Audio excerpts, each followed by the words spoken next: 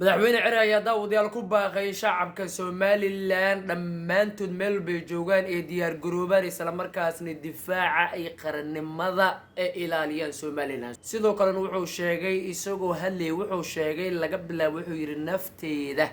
waxaan diyaar u ahay ayuu yiri inaad dhiig u shubo qarannimada iyo dowladnimada Somaliland cid laga yeelay ma jirto ayuu yiri inay duulaan farqaawan nagu soo qaadaan sidoo kale wuxuu yiri cid laga aqbali karay ma lahan ayuu yiri in inaga xuduudeena la soo gudbo maanta ka bilaabato wuxuu yiri shacabka Somaliland waxaan ugu baaqayaa qarannimada inay difaacaan qof walba oo reer Somaliland meel buu joogana oo digtoono u heegan oo galo sidoo kalena cirro oo sii hanjabayna wuxuu sheegay in ciidanka fariin adag oo hawad u marinayo sidoo kale uu sheegayo inay iyagana difaac adag ee galaan isagoo hadalka si adkeynayna wuxuu yiri anagu cidna duulaan kuma nihiin laakiin waa muhiim inaan difaac adag aan galno isla markaana awoodeena quwadeena aan banaanka keenno isagoo si hanjabay waliba wuxuu sii raaciyay dowladda Afrika wuxuu yiri waa adkeed ee jirtay xiliga waxaad wuxuu yiri dowladii Siyaad Bare iyaduna wuxuu yiri waxaan ku dhignay waa la ogaa ayuu yiri iyaduna waxaan ku dhignay waa la ogaa haatan oo la joogo casrina kama qaadan kareyna ayuu yiri cid walba inay nagu soo gardarooto haasaatee laga bilaabo maanta anigoo nafteeda ka bilaabaya heeganka dhammaan wuxuu yiri dhammaan shacabka reer Somaliland meel bay joogaan heegan buuxa la galo cirro furka ayuu turta daawadayaal sidoo kalena hadalkiisa waxaa ka muuqanayay diiranaan ayaa ka muuqanaysay shacabkiisa ayuu iminka dhiig cusub ku shubay shidaal horlena daawadayaal sidaa ugu bilbilay haasaati daawada iga tagin sidoo kalena waxaan aadayaa qodob kale oo xasaasi ah ayaan aadayaa caleemasaarkii Laascaanoodna wufuud caalami ayaa ku soo kordhatay Turkiga iyo Sacuudiga ayaa iyagana halka gaari doona wafdi sare oo Turkiga Sacuudi ka socda ayaa Laascaanood iyagana sida daawadayaal saacadaha soo aad loogu soo dhaweyn doonaa oo sheekadu waxay noqotay sheeko caalami ah maadaama wufuud caalami ah ee ka soo qayb galayna caleemasaarka fadhiya hasaatee dhamaantii daawadayaal soo dhawaada muuqaalka laagna oo sii share gareeya channelka hadaa ku cusubtaana subscribe hadaa hore la joogtana aad baan kaaga mahadcelinaynaa gambaleelka furno si maalba daawadayaal ee wararka degdega marka taagan ee kugu soo dhacaan dhamaantiina soo dhawaada waata daawadayaal ninkii cira ahaa madaxweynaha maamulka Somaliland afka ayuu furtay isla markaana haatan hanjabaad cad ayuu banaanka bariyay isla markaana haatan sheekadu waxaad moodaaba in gasha seefta lagala sii baxayo maalin ka dambeysana maalin ka dambeysana la isku sii hanjabayo haatan waxa soo baxaysa marka cirre inuu heegan buuxa geliyay ciidankii Somaliland sidoo kalena shacabka Somaliland meel bay joogaan wuxuu sheegay in dhammaantood iyagana qarannimada iyo dowladnimada Somaliland ee mudanta waqti xaadirkan in ay difaacaan maadaama sidoo sheegayo duulaan qaawan iminka lagu soo hayo maadaama duulaan qaawan iminka lagu soo hayo wuxuu sheegay marka in qarannimada la difaaco dhiig cusubna dowladnimada lagu shubo ninka odaga daawadayaal waa hadlay dowladii kacaanka ahayd bal muuqaalkiisa markaan aan ku fasaxay Maxamed Siyaad Bare waxay dunidu u qirsanayd inay ahayd dowladii ugu xoog weyneyd Afrikada madow bal Soomaalidu hay isweydiiso xagii ku dambeeyay dowladii Maxamed Siyaad Bare waxaan isleeyahay dowladda xabaasheedii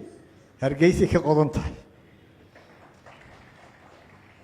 dayuuradihii iyo taawangiyadiina waxay suleeyihiin suuqyada Hargeysa aniga iyo shacbigaygu yar iyo weyn rag iyo dumar waxaanu diyaar u nahay aniguna aan ku horgelayaa inaan dhiigayaga iyo naftayada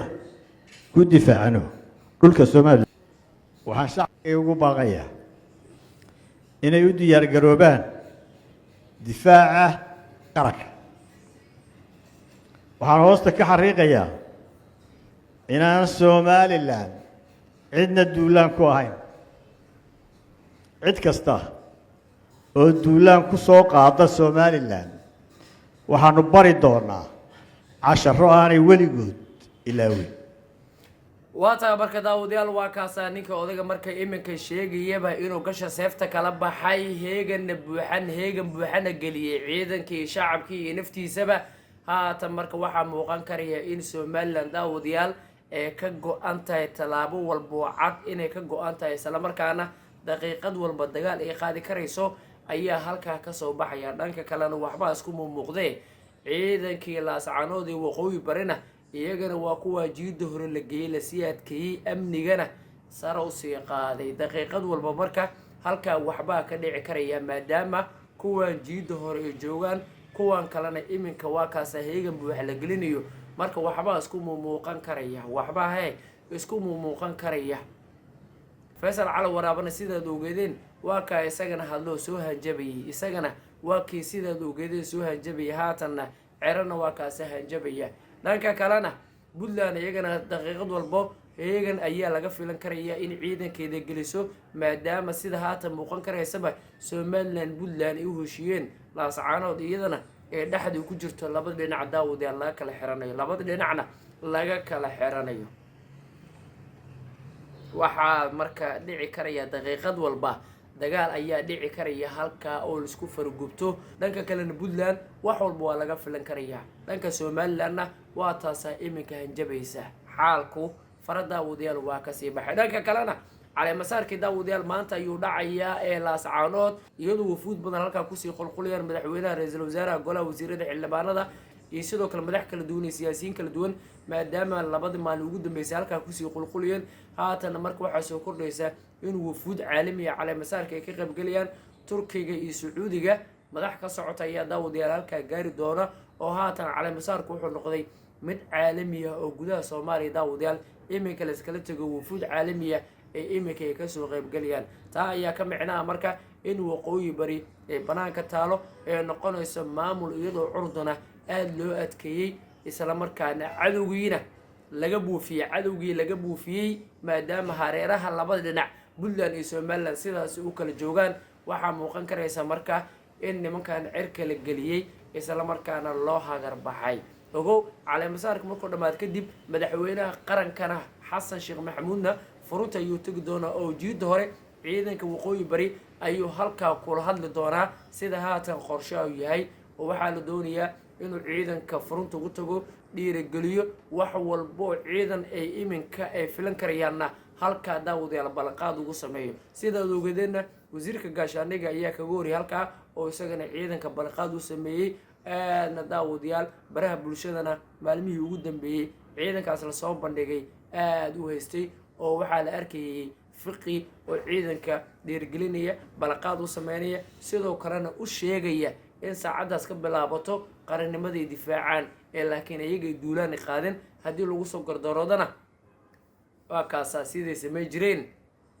waa sameeyay weeyaan oo si maldahan ayaa daawadayaal marka wax loogu sheegay dhanka kalena waxaa soo baxaysa in ciidanka haatan xiran ee Somalilandna iminka على مسارك kadib Xasan Sheekh Maxamuud fardhiyo kala hadli doono sidii ciidankaas daawadayaal iminka loo deey lahaa qorshaas ayaa lagu gudu jiraa oo ninkii ciidanka hogaaminaya Faysal Cali Bootaan isagana in iminka xornimo la siiyo ayaa daawadayaal laga shaqeynaya oo Xasan Sheekh Maxamuud ayaa daawadayaal iminka hawshaas ku gudu jira oo waxaaba la doonayaaba in xaaladda la dejiyo iyadoo marka xaalka halka ku socdo ay dhanka kale Somaliland maadaama ninkan uu nabadeen iyo odayaal uu ka shaqeynayo dhanka Somaliland iyagana colaad iyo dib ay horanayaan maadaama ay haatan soo hanjabayaan sida iminka ku muuqan karaysa waata daawadayaal macaaga baxa marka ciro ciidanka heegan galiyay sidoo kalena shacabka reer Somaliland heegan galiyay dhanka kalena fariin ah maxay diraysaa haddii waqti xaadirkan ee dagaal kale marka halka dib ugu qarxo iyadoo looga tii gooja cadde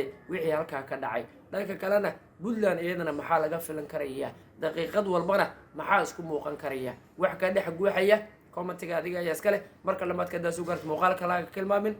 sina share garay